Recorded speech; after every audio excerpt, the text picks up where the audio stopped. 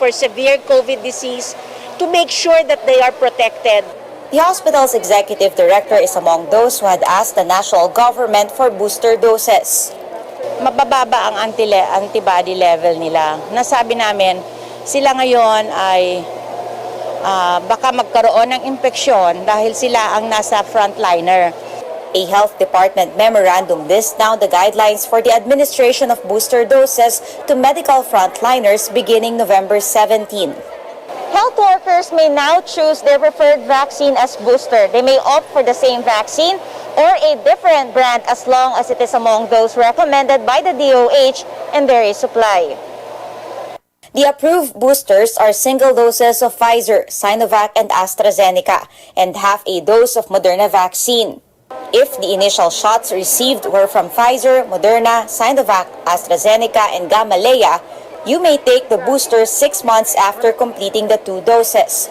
If the single-dose Janssen was taken, booster is available after 3 months. But for those who initially got AstraZeneca, a different vaccine is more recommended.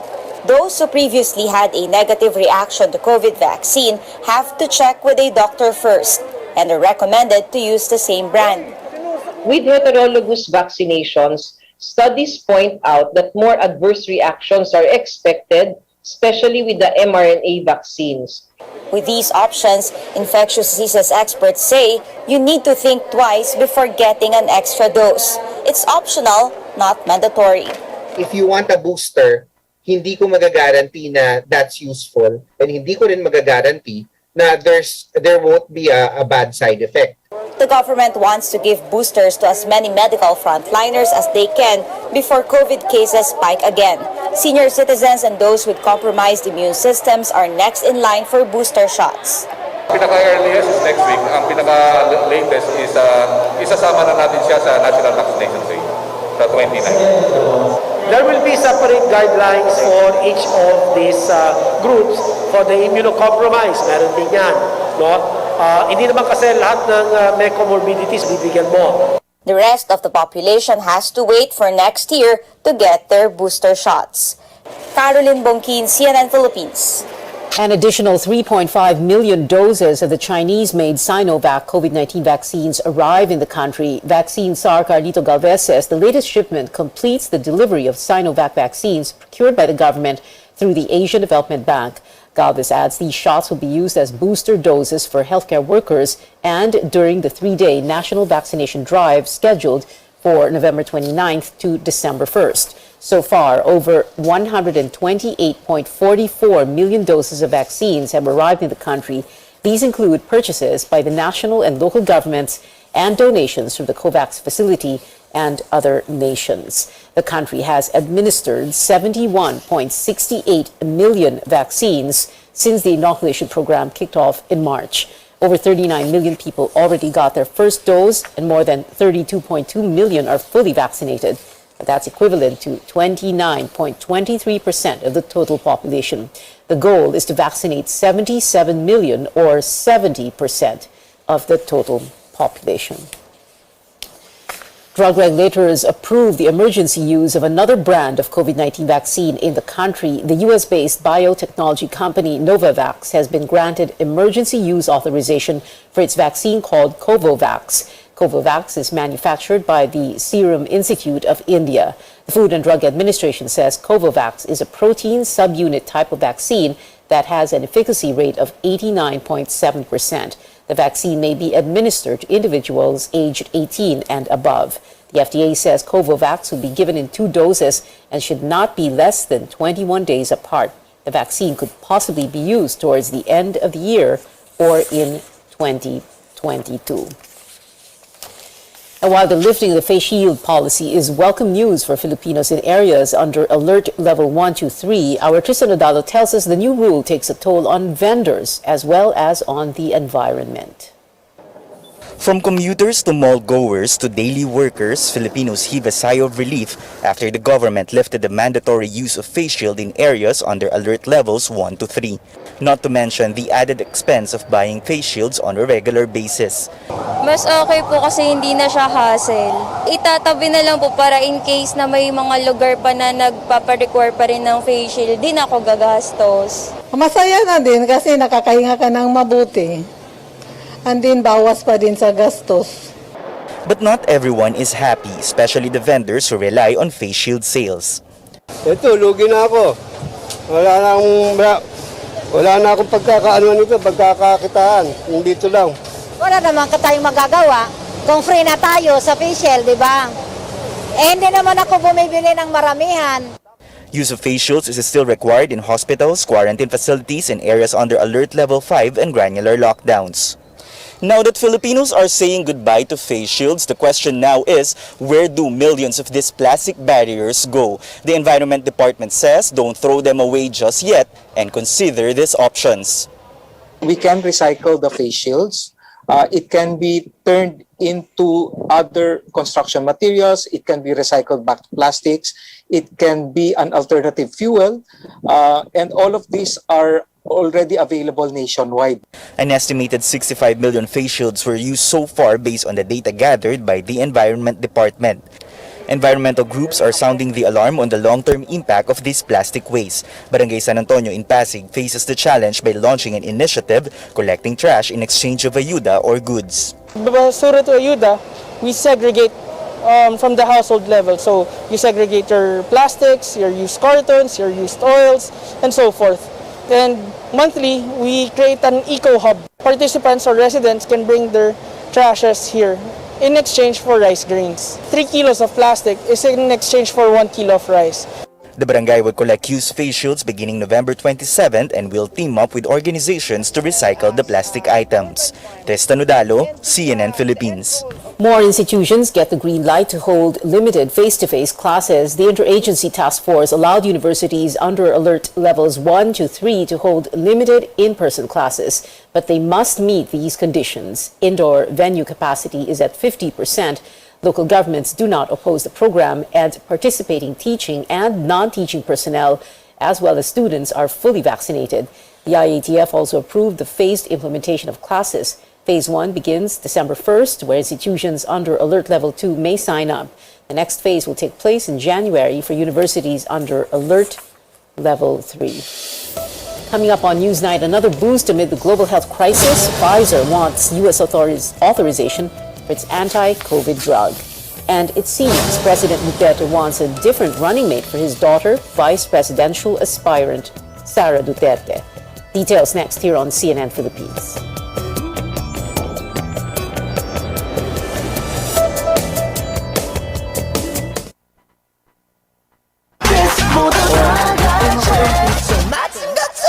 Bang, bang. Linsky General Merchandise, San Pedro District, Pagadian City at bangsabalay sa mga pawaran kaniadto na maligya sa mga makina o piyesa sa mga nagkalain-laing sakyanan sama sa 10-wheeler, forward, elf, bungo ug daghan pang uban. Tag-iya ug tagdumala mao si Madam Arlene Solihon Fernandez ug si handsome boy Jesse Fernandez, ang pinakailado nga surplus center sa Pagadian City, Zamboanga del Sur. Linsky General Merchandise. Bang, bang.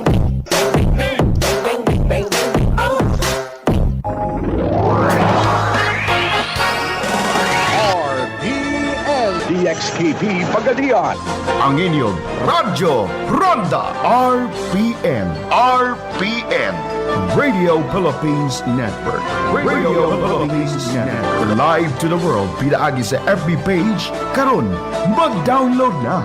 Pinaagi sa Google Play o Apple Store, YouTube o Twitter. Alang sa mas ipakuskan ng mga balita, komentaryo, kasayuran o kalingawan. Ang mas ipakuskan nga inyong Radyo Ronda. Member, kapisanan ng mga broadcaster ng Pilipinas.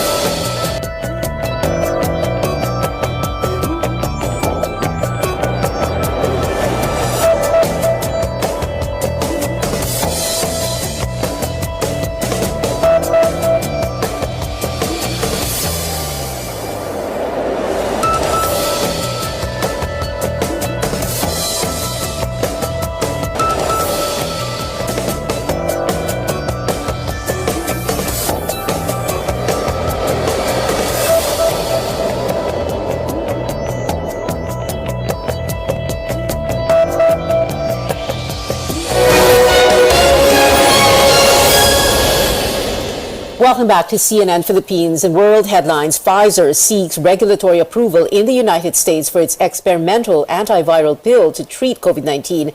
A clinical trial shows the drug called Paxlovid reduced the risk of hospitalization or death in mild to moderate cases by 89%. But these are results from an interim analysis done before the trial ended. The new pill needs to be administered with an older antiviral within the first 3 days of symptoms to be effective. U.S. President Joe Biden makes it clear he is not encouraging Taiwan's independence from China. Biden and Chinese President Xi Jinping met yesterday for a high-stakes virtual summit amid growing tensions between their nations.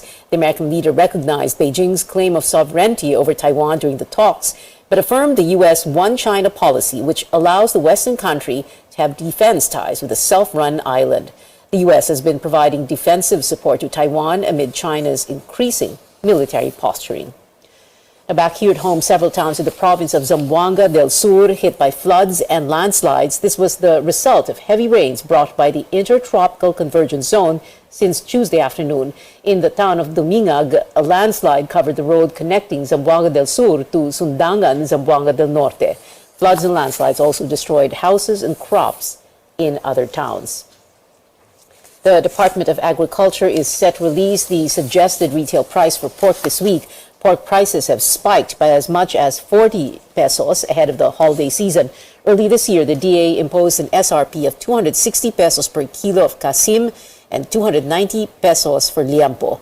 Meanwhile, Agriculture Assistant Secretary Noel Reyes says the country lacks enough cold storage for imported pork. The challenge is the available space sa cold storage facilities kasi hindi lang pork ang nasa loob ng cold storage, di ba? Mga ice cream, processed foods, in time for Christmas. We're allowing imports, but then again, the importers are not bringing as much kasi they couldn't do so because there's limited cold storage facility space, di ba? Because of the Christmas season. In other news, the Presidential Commission on Good Government reports it has recovered close to 267 billion pesos of the Marcos family's ill-gotten wealth.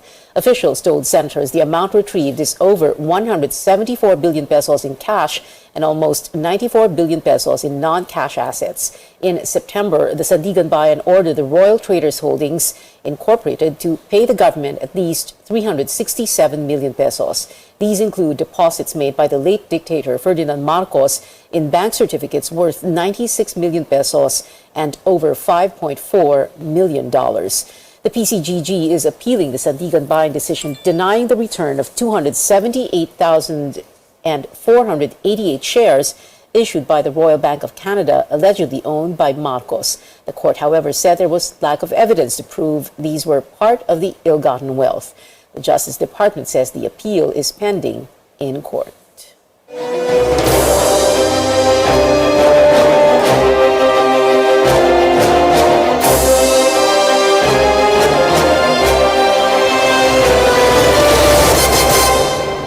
Presidential aspirant Leody de Guzman leads a commemoration for workers who died in a tragedy 40 years ago. 169 workers were buried under quick-drying cement on November 17, 1981, when the scaffolding collapsed during the construction of the Manila Film Center. De Guzman, a labor leader, called for justice for the victims and slammed the so-called golden age of infrastructure during the Marcos administration. De Guzman and his supporters also offered flowers with messages saying, quote, "Never again," in front of the theater. Let's now have an up-close conversation with Ka Leody himself. Good evening po, Ka Leody, and welcome to Newsnight. Magandang gabi, Pia, at saka sa iyong mga taga-panood. Oo. Ka Leody, babalikan po natin yung Manila Film Center dahil pag-uusapan naman po natin si Bongbong Marcos. Pero ito na po muna, no? Kayo po ba mismo yung nagko-compose ng mga tweets ninyo? Kayo po mismo yung nagtitweet? Or is someone doing that for you?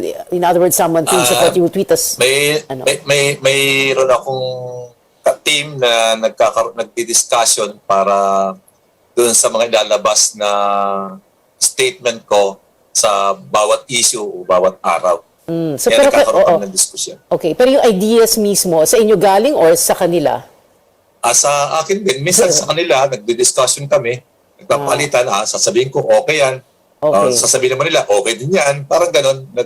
Mayroon kaming team na nag-uusap-usap sa mga statement kong ilalabas. Isa sa mga statements na nilabas po ninyo sa social media ay yung meron kayong parang challenge kay Sara Duterte na sige, tumakbo ka para, and we quote, yung pagkamuhi daw sa pamilya nila, lumabas daw kapag tumakbo si Sara and makikita daw sa elections. When you came out with that, Calyodi, ang tingin nyo ba tama yung statement nyo? Because if you look at the surveys, well, at the time, no, when she was still included doon sa presidential rankings, mataas ang survey ranking niya eh. So, paano po yun? How can you say na lalabas yung pagkamuhi or hindi siya mananalo sa eleksyon dahil galit ang tao sa kanyang pamilya? May ganun akong reading na yung mga tao sa pagdating ng eleksyon ay magdi-decide at ang kanilang decision ay magbabatay doon sa kanilang halos 6 years na panunungkulan ng kanyang ama na hindi naman talaga nangyari yung pangako ng kanyang ama dahil sa ang paraan ay pananakot at palpak talaga yung kanyang ginawa sa nakalipas na halos mag-6 na taon na. At ang tingin ko ay magdi-decide ang taong bayan pagdating ng eleksyon. Well, anong tingin po ninyo sa so-called BBM Bongbong Marcos, Sara Duterte tandem? Although nasa iba't ibang partido sila, they're supposed to be a tandem now. They're going to be supposedly running together. What do you think of that? Tingin ko isang natural na bagay yun. Talaga namang nagsasama-sama yung mga magkakapareho. Para nga bang yung lumang kasabihan na bird of the same feather flock together. Parehong dynastiya, parehong akusado sa pagnanakaw, pareho ding akusado sa pagpatay. Kaya natural sa tingin ko na magsama silang dalawa. Pag sinabi po ninyo pagpatay, you're referring of course to the war on drugs of President Duterte. If you were president, if you won in the election and you were president, what kind, no? Anong klaseng war on drugs ang gagawin nyo? Dahil let's be honest, talagang problema naman talaga yung droga sa atin eh. So we do need to do something about it. But how would you handle it? Hindi sa paraang pagpatay. Talagang lalabanan yung droga. Pero ang approach ay hindi dun sa pagpapatayin yung mga involved at saka yung mga biktima ng droga, kundi ituklasin ano ba yung root cause ng droga. Ako naniniwala na malaking bahagi ng dahilan niyan ay yung laganap na kahirapan ng ating mga mamayan. Kaya dapat yun ang i-address. At itrato na ito'y isang health problem. At hindi ito mga parang police problem na sundalo at police ang ihaharap. Ganun ko i-approach ito. At tama naman na dapat harapin yan. Pero yun nga, sa akin, yung root cause ng problem ang dapat i-address. Okay, nabanggit po ninyo ang salitang health. So syempre, meron po tayong pandemya ngayon, this health crisis. How would you manage it differently? Siyempre, yung sa COVID, dapat iba rin, no? Hindi rin parang solusyong militar ang paraan. At hindi dapat ang mga nagpapatakbo niyan at nagmamanage ay mga general ng ating mga kasundaluhan o kapulisan. Kundi dapat mga expert ng medical ang siyang dapat namumuno at nagpapasya doon sa mga dapat gawin. Doon sa drugs ay dapat rehabilitation. Kinakailangan ay i-rehabilitate natin, iligtas natin yung mga biktima ng droga at yung mga siyang nagpapakala, yung mga drug lord, ay dapat ay makulong ang lahat ng iyan. Hindi dapat patakasin. Balik po tayo sa health crisis sa pandemya, Calyodi. Sino po yung pipiliin yung health secretary? Pwede yan si Leachon na siyang parang vocal ngayon na nagpapaliwanag ng mga scientific na approach tungkol doon sa paglaban sa COVID. Pwede siya na isang contender para sa posisyon na yun. Okay. Kanina lamang, before we introduced you, Kaliodi, napag-usapan po natin yung Manila Film Center. No? Of course, 1981, so that happened 40 years ago. In other words, there is an entire generation of Filipinos who don't even know that that happened. No? So, ang tagal na ng panahon, 35, 36 years since EDSA 86. So, the question now is, you have Bongbong Marcos running, tapos ang daming nagsasabi, paano tayo nakarating sa puntong ito? Nagka-EDSA tayo noong 1986, although kayo pa sa kaliwa, no? Medyo wala po kayo sa EDSA. But anyway, ibang issue yon. Pero ang daming nagsasabi, kasalanan daw ng taong bayan dahil we have short memories. Now, we don't remember. That's why yung never again, never forget, para bang wala sa atin yun, ano? Pero pag tumingin po kayo sa history ng after EDSA, yung post-Marcos years, 35 years po yun, 26 years of those 35 years, mga administrations ng mga presidente na who were allied against Marcos. So ano po yung naging problema natin, Kaliodi, sa tingin ninyo? Ako tingin ko kung bakit nagkaganyan, yung mismong pangako ng EDSA ay hindi naman natupad. Walang nangyayari. Parang ipinagpatuloy lang yung mga pamamaraan, polisiya ng dating diktador na si Marcos. Yung inaasam ng mamayan na pagbabago ay hindi naman na-deliver noong pumalit ng mga nagpalit-palit na gobyerno after Marcos. Kaya yung mga tao ay hindi ito sa bilang kalimot, kundi parang wala rin naman pala, baka masubuti pa yung dati. Kaya nagkakaroon ng ganung pagbalik sa desperasyon ng mamamayan doon sa kapalpakan din nung ini-offer nung pumalit kay Marcos. Yung bang elite democracy ay natigil lamang sa ilang bilang ng pamilya sa ating bansa, hindi tumagos yung demokrasya sa hanay ng mga manggagawa, ng ating mga maralita, ng mga driver, ng magsasaka, ng mga pangkaraniwang tao. Hindi nila maramdaman. At ang masakit ay parang pagpapatuloy lamang ng mga karahasan, kahirapan, tuloy-tuloy na pangungutang, pagkabaon sa pagnanakaw, ay nagtuloy-tuloy lang naman yun eh. Nagtuloy-tuloy, oo. Pati yung mga political families. Political families, nandun pa rin sila, no? In the post-Marcos Congress, for example, andyan sila lahat. But Kaliodi, are you saying na you agree with political analysts when they say that this election could be a referendum on EDSA? And not just the Duterte administration, because you have Marcos, who has 40% of the vote in the latest survey, not vote, sorry, in the latest survey rankings, above 40%, di ba? Yung pagtaas ng rango ni Marcos o ni Sara, may malaking factor diyan yung perang pinapakawalan nila. Grabe kasi yung perang pinapakawalan para ipatampukin o baguhin, revise yung buong kasaysayan ng panahon ni Marcos. Kaya parang nabobola, nalilin lang yung ating mamayan using yung kanilang perang ninakaw nung panahon ng kailang panunungkulan. Kaliodi, itutuloy po natin itong conversation na ito after the break. Still that on Newsnight, like we said, we're still going to get Kaliodi de Guzman's take on several issues, and a look also at the latest trailer of the third Spider-Man film, No Way Home. Stay with us here on Newsnight on CNN Philippines.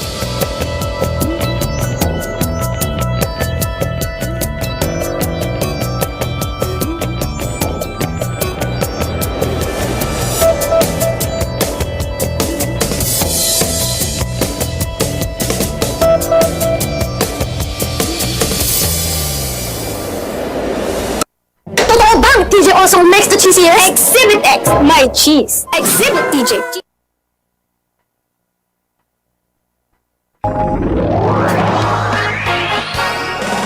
RPN DXKP Pagadian. Ang inyong Radyo Ronda RPN. RPN. Radio Philippines Network. Radio Philippines Network. Live to the world. Pinaagi sa FB page. Karon, mag-download na. Pinaagi sa Google Play o Apple Store, YouTube o Twitter. Alang sa mas kipakuskan ng mga balita, komentaryo, kasayuran o kalingawan. Ang mas kipakuskan ng inyong Radyo Ronda. Member, kapisanan ng mga broadcaster ng Pilipinas.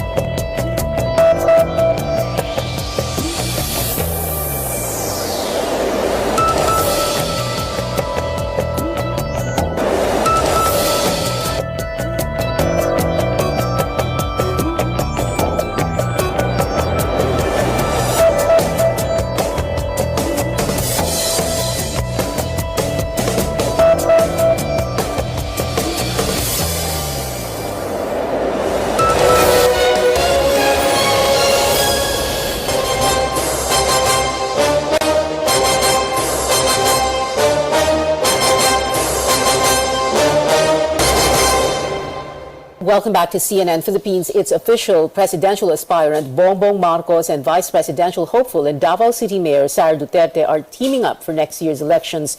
Despite this, Mayor Sara's father, the president, is still pushing for another tandem. What does this mean for others joining the 2022 race? Our Rex Remigio gives us the details. No matter how long the negotiations, along with speculations, and even some drama, things eventually ended up with the Bongbong Marcos-Sara Duterte tandem. For supporters, it's a dream team. For critics, it's a nightmare coming. Both Marcos and Sara Duterte confirmed their tandem Tuesday evening. A coalition between Marcos's Partido Federal and Sara Duterte's Lakas CMD has also been formalized. For a political analyst, this will boost their chances of winning. It's a strong tandem but not necessarily unbeatable, di ba? Sila parating titingnan, sila parating obserbahan. So the other contenders will definitely keep a watchful eye on the Sara Bongbong tandem. The two say they will also go around the country to campaign and seek for more support. But the tandem may also have its own challenges. Sara's father, President Duterte, does not support her partnership with Marcos. He wants his daughter to run with his longtime aide, Senator Bongo, who also wants to run with Sara. Support for Go and Sara is the President's quote standing order to almost 100 lawmakers who attended the meeting at the palace Tuesday evening. Marcos and Go have committed to continue the chief executive's programs and projects. But in the end, Sara Duterte chose Marcos. Ang aking partido ay nakipag-alyansa at humingi ng suporta para kay Bongbong Marcos at para sa akin. Matapos kong tanggapin ang inyong hamon at panawagan. Political analyst Jean Franco says differences between the father and daughter will not help the campaigns of Marcos, Sara, and Go. They're coming from the same base yung base ni Duterte, 'di ba? That would definitely split their voting base. Franco adds it can even help the opposition and other candidates but not enough to overtake Marcos, who's leading in a sponsored survey. Will others catch up? This time that there's already the tandem, they will need to recalibrate or rethink yung kanilang campaign strategies. More than 6 months to go before elections and it's still anybody's ballgame. With battle lines drawn, voters now have the time to choose their leaders for the next 6 years wisely.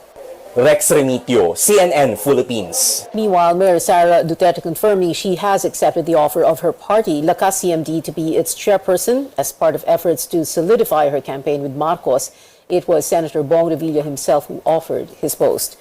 Now, last night, I spoke to another expert about the different tandems floated by the administration. For De La Salle University political science professor Julio Tihanqui, the president endorsing the Go Duterte ticket, even while the Marcos Duterte tandem is already made official, shows the failure of the administration to unite its forces for 2022. Here's what he told me on Politics as Usual last night. Ang nagkakasala sa labat ng mga kwento nila, no? The objective of the game is actually to coordinate, no, if they want to consolidate their forces, no. But apparently what's happening here is failure in coordination, no. So lahat to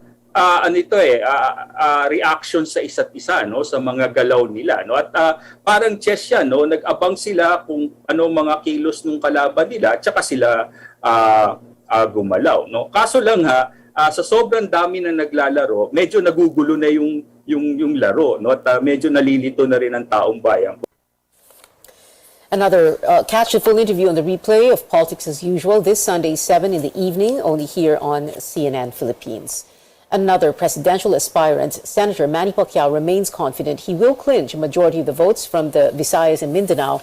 This despite Davao City Mayor Sara Duterte's support for former Senator Ferdinand Marcos Jr. Pacquiao says he believes most voters in the Visayas and Mindanao will vote for a Visayan for president. The senator also unfazed by voter preference surveys showing him lagging behind other presidential aspirants. He says the warm reception he gets from the people during his sorties proves he is popular among voters. Pacquiao spoke before 400 pastors in Bulacan and paid a courtesy call on Sibak Party List Representative Eddie Villanueva, who heads the Jesus is Lord Church. Pacquiao also met with Bulacan Governor Daniel Fernando to seek his support. Pwede naman yung mind conditioning sa taong bayan magpalabas sila palabas ng survey ng gano'n, like online. Pag mag-survey ka sa online, dahil talaga ako kasi marami sila, hindi ako gumagamit ng troll At the end of the day, ang taong bayan ang pipili, ang boboto. No, alam ko na ang mga mahihirap na tao, ang mga nagugutom na pamilya ng bawat Pilipino, nararamdaman nila yung naintindihan nila ako kung bakit ako ganito dahil doon ako galing. At alam ko na susuportahan nila ako.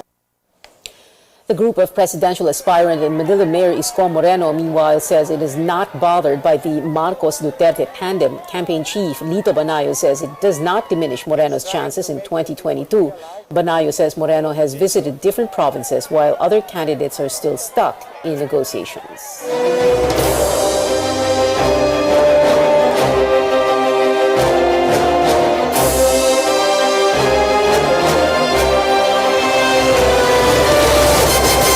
We still have with us for up close presidential aspirant and labor leader Leody de Guzman. Leody, meron po kayong platform tungkol for women, and you also said that you would include women in your cabinet and LGBTQ. Is that enough to get the women's and the LGBTQ vote? Mas ang intention ko dyan ay magkaroon talaga ng participation yung ating mga kababaihan. Mas yun ang aking intention. Yung boto, tupalo lang kung nagugustuhan nila yung aking plataforma. Pero magbumoto man sila sa akin o hindi, ang nakikita ko, kinakailangan i-empower natin yung mga kababaihan at huwag parang ilagay lang sa sideline. Simulan na natin na bigyan ng recognition at pagkilala yung mga kababaihan, yung mga LGBTQ. LGBTQ, ay magkaroon din ng papel at huwag yung parang binabaliwala sila. Kasi tingin ko, malaki ang magiging contribution nila para sa pagsasaayos ng ating pamahalaan. Pero pag kababaihan ang pinag-uusapan, syempre, one of the first women come to mind is Leni Robredo at ang daming Leni supporters nagalit po sa inyo, no? Dahil sa inyong statement na lugaw na walang laman. Bakit po ninyo sinabi yun? Kaugnayan doon sa kanyang statement kasi noong ko pa sinasabi, yung tungkol sa issue ng kontraktualisasyon, na naging sagot niya doon ay yung pag-aaralan at aalisin yung endo. Yung PIA, yung endo, ay matagal nang wala na yan at hindi na pinapractice ng mga negosyante. Ang pinapractice ng mga negosyante ngayon at siyang mukha ng kontraktualisasyon ngayon ay yung manpower agency. Doon na ipinasa ng mga kapitalista yung kailang mga manggagawa sa manpower agency. At yun ang mukha ng kontraktualisasyon na dapat alisin. Okay. Yung endo, wala na yun eh. Hindi na nag-direct hire yung mga kapitalista. Yung core labor na lang na ilang manggagawang kailangan nila ang kanilang kinukuha. Pero majority ng kailang mga manggagawa ay sinosource out nila yon doon sa mga manpower agency. At yun ang plano ko na dapat buwagin. Okay. Nabanggit po ninyo yung salita o yung terminong kapitalista, no? And you have very, of course, as expected, very radical or progressive views on, for example, minimum wage, taxes sa mayayaman. Pero I'm not going to ask you to detail that. Ang question ko po, Calyodi, is, are you expecting, you do know na hindi po kayo susuportahan ng big business, lalo na dahil sa mga plano ninyo, no? Because I'm sure ang sinasabi na, naku, naloko na pag ganyan ang gusto gawin ni Calyodi de Guzman, hindi po ba? You know that, right? Or you think that you would still be supported? Alam ko yun. At yun nga yung gusto kong baguhin doon sa ating politika dahil sa mahabang panahon, ang lahat ng nasa likod ng mga politikong tumatakbo, lalo na sa pagka-presidente o vice-presidente, or even sa Senate, ang mga nasa likod niyan ay puro mga big business, yung mga kartel, mga monopolyo, na mga kilalang pangalang mga negosyante, na yun ang nananaig na interest na kailang sinusulong pagkatapos silang manalo. Na ang problema natin dyan, pagka ang interest ng mga big business ang nasunod, walang mangyayari talaga sa buhay ng mga manggagawa at ng sambayanan dahil yung kailang interest ay kontra sa interest ng mga manggagawa. Yung gusto ng mga manggagawa, ayaw nila. Yung gusto nila, ayaw namin dahil nakakasama sa amin eh. At ang isang larawan niyan, yung kontraktualisasyon. Yung kontraktualisasyon ay nagpapayaman sa ilan, pero nagpapahirap doon sa ating 45 million na mga manggagawa. Ganon din yung rice tarification law na ipinasa. Nagpapahirap yan doon sa 11 million na ating mga magsasaka, pero nagpapayaman yan doon sa mga negosyanteng importer ng bigas. Ay yung mga ganyan. Kaya nga sabi ko, Pia, kung ipag-aadya na ako'y manalo, talagang babaguhin ko yung mga batas at patakaran na naglilegalize sa pagyaman ng ilan at pagpapahirap sa ating mamamayan. Naririnig ko na naman yung mga negosyante. Sinasabi na, naku, naloko na. Okay, pero Calyodi, ito, ang mga yes or no questions, and you know, syempre people are saying, statement run kaya ito kay Calyodi. But anyway, yes or no lang po ang sagot, wala na pong explanation. Number one, do you favor easier public access sa mga SALN of the President, Vice President, members of Congress? Yes or no? Yes. Do you support lifting foreign ownership limits in the Constitution? Yes or no? I can guess. Pakiulit, Pia. Do you support lifting foreign ownership limits in the Constitution? No. Yes. Oh, talaga? Lifting foreign ownership limits, ha? Do you favor reimposition of death penalty for drug-related crimes? Yes No. or no? No. Should the sitting president be allowed to run for VP in the next election? However, medyo na-overtake na po yun. Never mind kasi tatakbong senador si President Duterte. Our next question. Dapat hindi.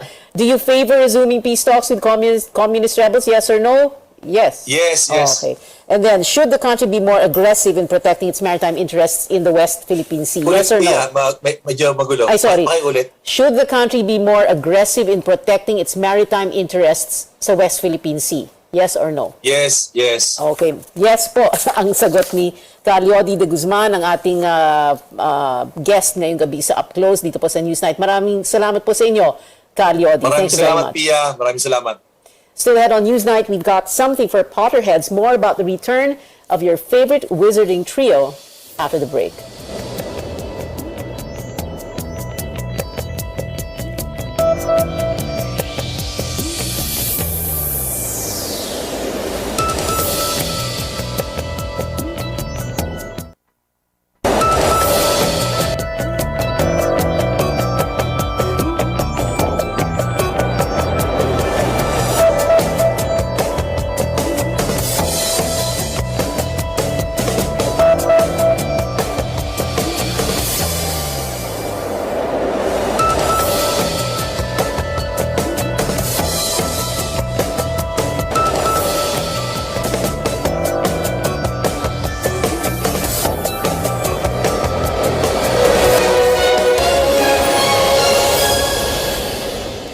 Welcome back, Potterheads. Get ready for a nostalgic trip back to the wizarding world. The Harry Potter 20th Anniversary Return to Hogwarts special is set to feature the iconic cast for all-new, in-depth interviews 2 decades after the first film in the franchise premiered. Stars like Daniel Radcliffe and Rupert Grint will make an appearance, as well as Emma Watson, who's already posted about her excitement for the special. That comes out on HBO Max January 1st. International release dates will be announced soon. And before we go, Peter Parker is back, but so are plenty of his previously defeated foes. A new trailer for Spider-Man No Way Home, starring Tom Holland and Zendaya, came out today. Several villains from the multiverse, like Sandman and Electro, return to wreak havoc on Peter Parker's world. But it will be up to the iconic hero to decide if they're worth saving. Here's a sneak peek of the trailer. They're a danger to our universe. You're not gonna take this away from me. You're struggling to have everything you want while the world tries to make you choose. Spider-Man No Way Home hits Philippine theaters January next year. It is 38 days before Christmas, and that is it for now. Join me again on news.ph at 7 p.m. I'm Pia Ontiveros for Newsnight, where we go above and beyond the headlines.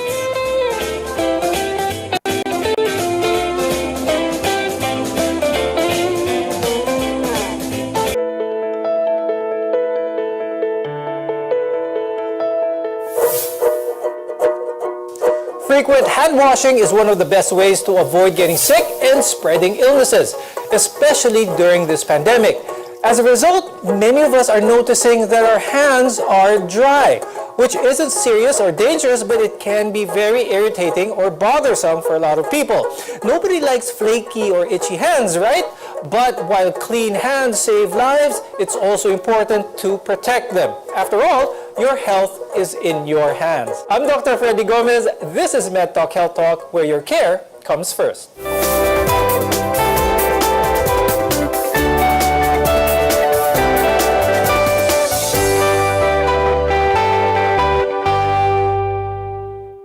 Dry skin is a sign that your skin isn't as happy as it should be, but there are several ways to keep it nice and happy as well as hydrated no matter the cause. To help us with today's discussion, let's welcome on the program Dr. Emmy Onishi. She's a board-certified dermatologist at HOO Dermatology and the Philippine General Hospital. And we also have Dr. Christine Lorena Arienda Mojica. She's a family medicine specialist at QualiMed. Dry hands are very common, especially nowadays, and mainly triggered by environmental factors. Dr. Emmy, I'll start first with you. When it comes to dry hands, ano ba yung pinaka-common causes kung bakit nagda-dry ang kamay ng mga tao? Dry hands, usually pinakaunang cause, lalo na ngayon, it would be excessive hand washing, exposure to chemical or harsh cleansers, and some conditions that may actually predispose you to dryness, and medications that you are taking. So those are the common conditions that could cause dry hands. Dr. Tin, in a country like ours, when it gets cooler or when we spend so much time in an air-conditioned environment, our skin can get very dry or rough at this point. How do we manage this? Ano yung pinakamadaling way to manage this type? Actually, during low temperature, pag lumalamig po. And as you have mentioned, yung katulad niyan, yung dry skin due to frequent hand washing since we are in a pandemic. So usually we advise the patients na not to thoroughly dry. Hindi naman sinabing sobrang dry, but leave parang ipapat dry mo. At the same time, you can add moisturizers or emollients to your skin. Pero Dr. Emmy, when it comes to dry, pinag-usapan natin ang dry skin, ano?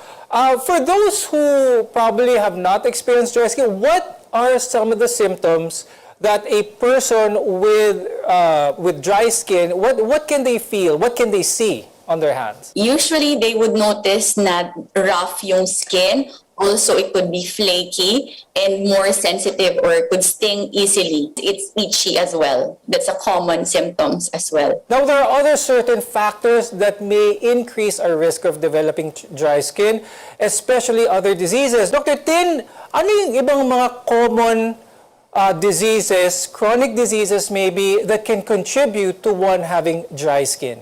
Other skin diseases na commonly ko po nakikita sa practice, number one is atopic dermatitis or someone, minsan sinasabi nila skin asthma.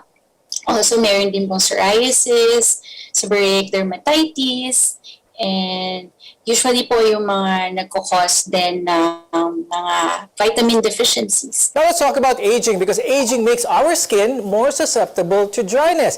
That's why there are several products in the market to help someone with aging skin have their skin smoother and even younger looking.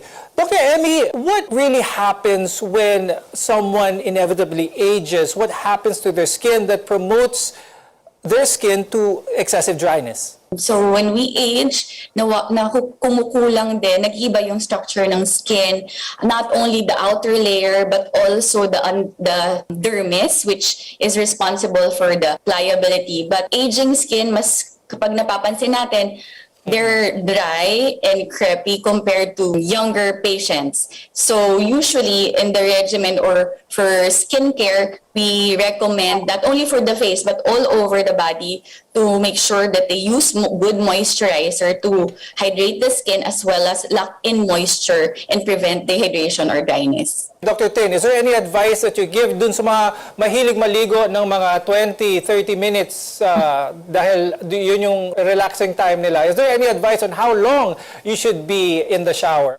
So a quick lukewarm bath. Not enough, not too hot naman kasi baka mamay mag-cause tayo ng burns. So your 10 to 15 minutes would do.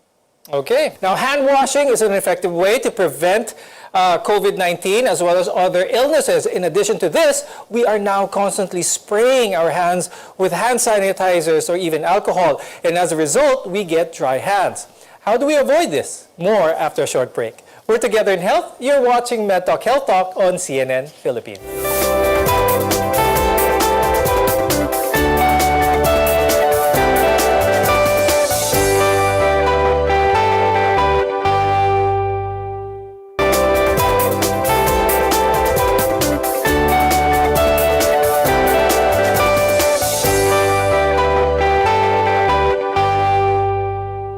Regular hand washing is the best way to protect ourselves from all kinds of germs, and as a result, we avoid getting sick and getting others sick. I'm Dr. Freddy Gomez, and you're watching MedTalk Health Talk on CNN Philippines. We're here to build a healthier future for you. When your hands are dirty, germs can spread when you touch your eyes, your nose, and mouth, and when you eat or when you touch a contaminated surface or an object. Dr. Tin, paki-explain nga po sa audience kung gaano ka-importante ang paghuhugas ng kamay at gaano ba kadalas dapat. Kailangan natin mag-wash very often. Although, mas makikita siguro natin before, ang sinasabi nila, hand wash when your hands are soiled. But nowadays, since we know that we are in a pandemic, if we have the chance, mas maganda pa rin po talaga ang hand washing and hindi lang basta hand washing, we need to have the proper hand washing. Kasi po ang hand washing natin, yun yung first line of defense natin. So for me, it's not enough na sanitizers or alcohol lang. So if you have the chance, kunyari nasa work or sa bahay, or may nahawakan ka na frequently touch, cellphones, doorknobs, I guess mas maganda hand wash pa rin po. Now, Dr. Emmy, my question is, your advice is to hydrate hands, especially those that are prone to infection. But with the multitude of moisturizers available on the market today in the pharmacies or whatnot, instead of us focusing on the brands, let's focus on what ingredients should your viewers watch out for whenever they choose a moisturizer. We want an occlusive or more thick and heavy moisturizer so that they can effectively seal the moisture. Usually, ito yung cream base or ointment base, and the main ingredients is usually petrolatum or mineral oil. And for example, for the face, we don't use that because we don't want to clog our pores. So most of the products in the market, they combine the occlusive, emollients, and humectants, meaning iba-iba yung action nila. But the most important is to seal the moisture, to fill in the gaps, and as well as attract moisture into the skin. Okay, and talking about sensitive skin, let's talk about those who are prone to developing atopic dermatitis or madalas naririnig ng mga tao is skin asthma. Dr. Emmy, let's talk about this. Could you explain to our viewers what is this, gaano kadalas ba ito, and what happens to someone who is prone to having atopic dermatitis? Skin asthma, it's a chronic skin condition, meaning nawawala siya and pwede siyang bumalik. And usually, ang condition nila, they have a deficiency sa skin. So may kulang na part ng skin nila. That's why they're more sensitive and they're more prone to dryness. And overall, dry yung skin nila and rough, usually. Those are the signs and symptoms. And the very important, it's really itchy. Dr. Tin, itong mga medical conditions, for example, hypothyroidism or isang taong may diabetes or isang taong may malnutrition, itong lahat ba, paano kaya mas madaling agapan ng isang tao when they see that they have already skin manifestations because of these? Usually, you have to treat the underlying cause first, or you have to control muna yung if they need thyroid hormones or yung kanilang maintenance medications in terms of sugar control. So, kailangan mo na pong i-address yon. So, katulad po ng sa atopic dermatitis, if tingin po ni doctor, so mukhang at least yung basic po siguro na you have to hydrate, drink lots of water, hydrate, and put moisturizer. Dr. Emmy, I'd like to ask, is the sun a big factor on the health of someone's skin, especially when it comes to dryness? So, the sun is a major contributing factor for skin aging. And you know that when the skin is aging, isa sa symptoms na or sign would be dryness, but not really directly correlated na dry yung skin agad because of sun exposure. Right. But of course, if we are exposed to the sun too much and there's dehydration, then it could be a factor too. Dryness. Is there a product that can do both, protect your skin from the damaging UV rays, but at the same time moisturizing your skin as well? Are there products available with these ingredients in mind? Yes, actually, most of the sunscreens or some sunscreens are specialized to be moisturizing as well. So other sunscreen, depende if you have oily skin, they're oil-free or gel type. But if you have a dry skin and you want a protection, then sunscreen with moisturizers are also available. How do we find a solution for one's dry skin? We'll talk about this and more when we return. Your health is our mission. This is MedTalk Health Talk on CNN Philippines.